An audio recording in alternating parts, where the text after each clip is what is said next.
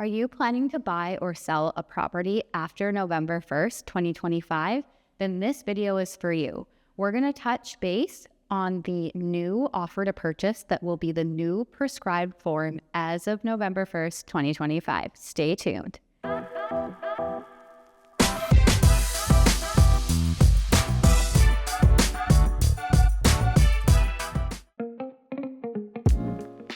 I'm Samantha Scribilo-Kuziak with the Queen team of Ethos Realty, and today we're going to touch on some of the changes that are going to be coming into effect as of November 1st, 2025, and what they mean for you as a buyer or a seller.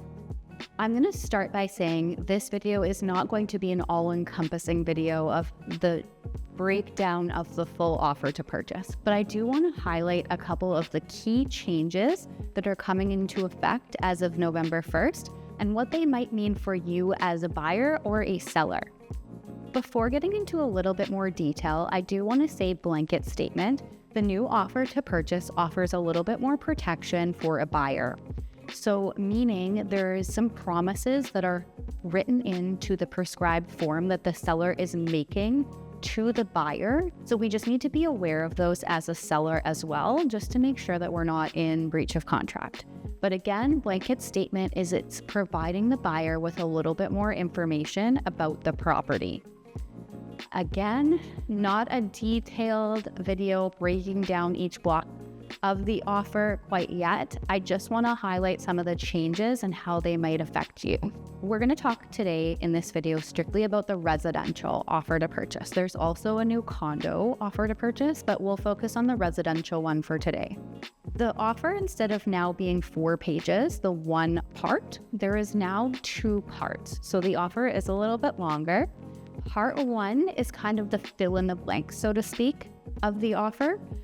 Part 2 basically really goes into the nitty-gritty of what you're signing and what we are agreeing to, more of describing everything that should be in place in a general real estate transaction. Part 1 is where you and your realtor are going to be filling in the blanks together.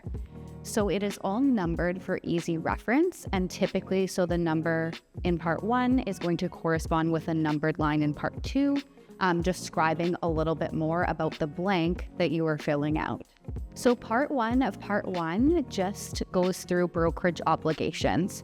So really the only change here is that there is now a spot on the offer for basically us as realtors to disclose if we have any interest in the sale. So we are required to disclose if it's us ourselves purchasing a property according to the act. So that is now built right into the offer. So you will see that there. That was not in the old offer to purchase. We still had to disclose, but there was a separate form. So now that's kind of what is happening in part 1, and that is the addition to part 1. So getting into the offer, the parties. So another change to the offer is we do need to have the full legal name as per their ID on the offer to purchase. So before we were kind of getting away with first name, last name, or sometimes it was just an initial and a last name. Now it has to be the legal name that is on your government issued photo ID. The next part outlines property. So the change here is before you could just have a civic address in this line. Now we are required to also insert a legal address, which is definitely a good change. No confusion on what we are buying. In this part as well, it outlines what is included in the sale. So your fixtures and your chattels, what is included and what is excluded, very similar to the previous offer to purchase. Next part, part 3, which is possession date, occupancy, and completion of transaction. So this part is a big change from the old residential offer to purchase. So previously, if you were a buyer, you were putting in a possession date and time. So say the possession of the property was 10 a.m. on November 2nd. You would be able to access the property 10 a.m. November 2nd. Now how the new current contract reads is that basically possession will happen no later than 6 p.m. on the date. So for example, no later than 6 p.m. on the 2nd of November, let's say. As a buyer, you may be able to get in a little bit early dependent on when the transaction actually closes. So that is going to be when possession happens. why this change came into effect is because now there is some further repercussions if mortgage money is late. So oftentimes lenders can't actually transfer funds until the date of possession. So if your possession time was 9 a.m., oftentimes the lenders didn't have the money there on time, and then how this new offer is written, you would be in breach of contract. This is why it gives that buffer room. So it's going to be 6 p.m. 6 p.m. is going to be when needs to be done by and funds have to be there. So again, just gives time to transfer those funds. The reason that this is so important in this contract is because now, if say mortgage funds are late, basically the buyer is responsible to pay the bank rate plus 7% for each day that it is late. So no one wants to be doing that. Hence why we are giving basically the lawyers and the mortgage specialists the time they need to ensure that all the funds are where they need to be for possession date, not a 9 a.m., a 6 p.m. It will just help that transition be a little bit smoother, hopefully. Part 4 goes into detail about that purchase price. So just as before, this outlines basically how much you're going to pay and how you're going to pay for it. Now it is very important that if you are using mortgage financing, that we do check that box that there is a mortgage financing going to be involved. Basically same information as before, however, just broken down a little bit differently. I will say part 5, deposit. Little change here just to kind of bring us up to times. There's now slots to put in how we were going to get the deposit to the listing brokerage. So before it was very common, check, bank draft, and we were dropping it off at the listing brokerage. Now we have other options. So things like e-transfer, money order, things like that. And you do have to check the box that does apply to the transaction. I will say it might take a little bit of time for things to fully change to e-transfer here, just because currently in Manitoba, not all brokerages were able to do something like an e-transfer. However, this will catch up. But yeah, so it does give you options here, and we are picking your deposit, which one, how is the deposit going to be provided to the listing brokerage. Part 6 talks about the property disclosure statement. Is there going to be a property disclosure statement attached to the offer or not? We do have to check whichever box does apply. I will say there is a lot of changes to the property disclosure statement. It is much more thorough, and before it was kind of a yes or no response. Now there's an I don't know, and it is going to require a little bit more information from a seller to fill out a property disclosure statement, which is great for a buyer because it just means that you're getting a little bit more information on the home, but it is a lot different. We're not going to touch on it in this video necessarily, but just know that the property disclosure statement that goes along with this new offer to purchase has changed as well. This question just alludes to, are we including it with our offer or not? Section 7 outlines the conditions. So things like a home inspection or your financing condition, very similar to before. We do have to put in date and time, so there is a deadline to those conditions. I would argue just like before. I will point out there is one change to the wording of the home inspection condition that they do have in this offer. They have now indicated it should be an independent home inspector. So that means that it needs to be a home inspector and not your dad. Your dad can still go and do the home inspection. However, then that wording needs to be changed, so it does not read independent inspector. 8 talks about permitted title encumbrances. I won't touch on this too much because this section is very similar to the section in the current offer to purchase. Not a lot of change here. However, a lot of change happens in section 9, which is seller's representations and warranty. So this part is going to be very important for a seller to understand that when they are accepting an offer on their property, what are the promises that we are making to that buyer, okay? And if we don't want to make these promises to the buyer, we need to make sure that our realtor is on top of adding schedules or changing those pieces to the contract, because how this prescribed contract reads are things like things need to be in working order. We'll touch on it a little bit, but again, you really want to sit down with your realtor and make sure that you're understanding that piece to the contract.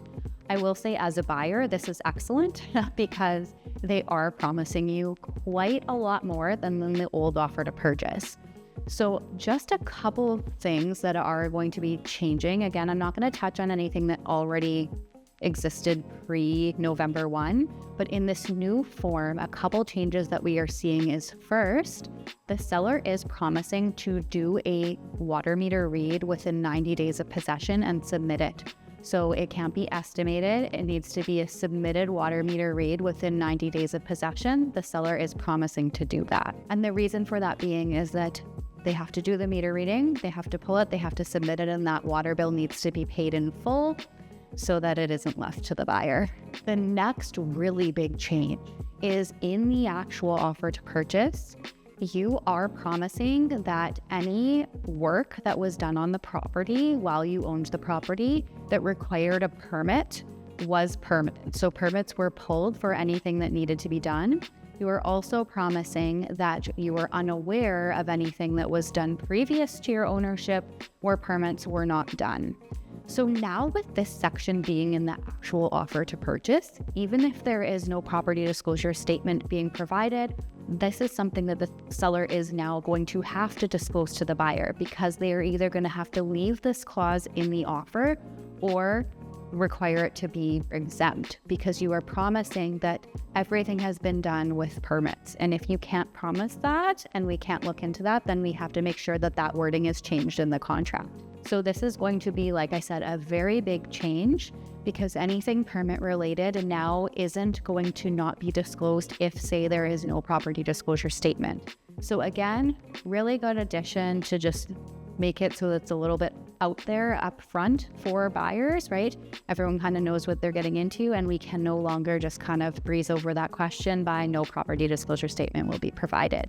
Now, if you have done work without permits, you need to make sure that we can promise the right things in this new contract. Again, talk to your realtor on this, especially sellers. Another thing that's been added in is that any latent material defect needs to be disclosed to the buyer. So if there's anything that makes the property unsafe that's not readily visible, it needs to be disclosed somewhere in the contract to the buyer unless this is removed from the contract. So again, just making sure that we are really talking to your realtor and making sure that we're not making promises that are not true as a seller is going to be very important here. Another big one, I will say, representing buyers, I've been writing this into the contract all the time, basically, unless it's a property that's being sold as is. However, now the seller in the prescribed form is also promising that everything will be in working order on possession. So things like heating, cooling, mechanical, plumbing, electrical is all in working order on possession. So that promise is in the contract. And again, if you're looking to sell your property as is, you really need to talk to your realtor to make sure that you are working with someone that understands this contract and understands how to make those changes so that you are not promising something that is not true. As a buyer, again, it's just going to open your eyes a little bit more because you are going to see in that offer what things you are basically giving up, so to speak, if it is going to be sold in an as-is condition. So this portion is very important that as a seller, you understand the promises that you are promising to the buyer. And as a buyer, it is an excellent way of just kind of, you're getting a little bit more detail. And if we aren't getting that detail and they can't make those promises, it should raise that little red flag. Okay, we need to do a little bit more digging on our own. 10 is additional terms. Again, we have this in the current offer to purchase now, but between 9 and 10 on part 1 is where you are going to be inserting any changes that you are making to the prescribed form. So again, talk to your realtor about making sure that we're on the same page and that everyone understands the promises that they're making as they enter into this contract. Part 11 is submission of offer. A little change to note here is it is recognizing an electronic offer is sufficient.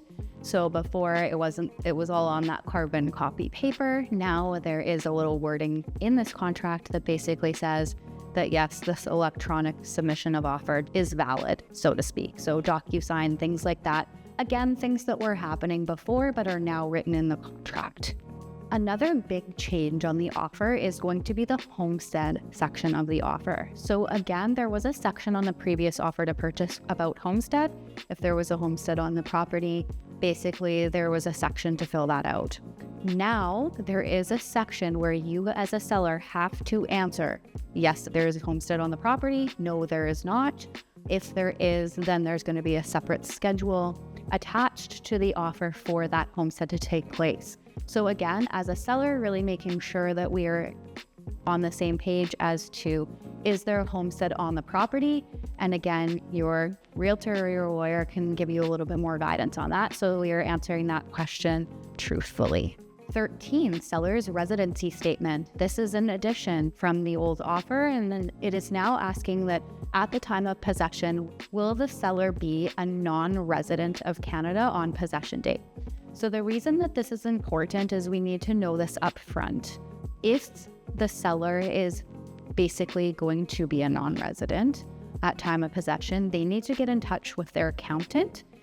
So again, by checking yes or no to this question might mean that you need to do a little bit more research with your accountant, just because funds might be delayed and everyone needs to know that, and we need to make sure that we have the required documentation and paperwork in place if this section does apply to you.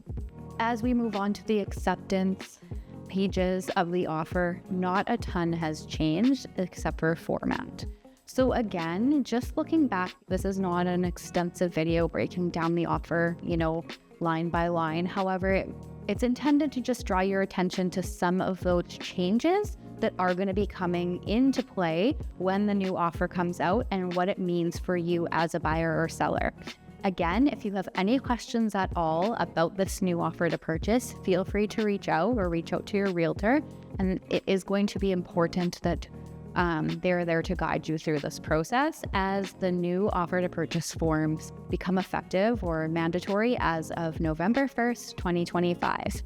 Once again, I'm Samantha Scarilo-Kuziak with the Queen team of Ethos Realty, and I hope to see you in the next video.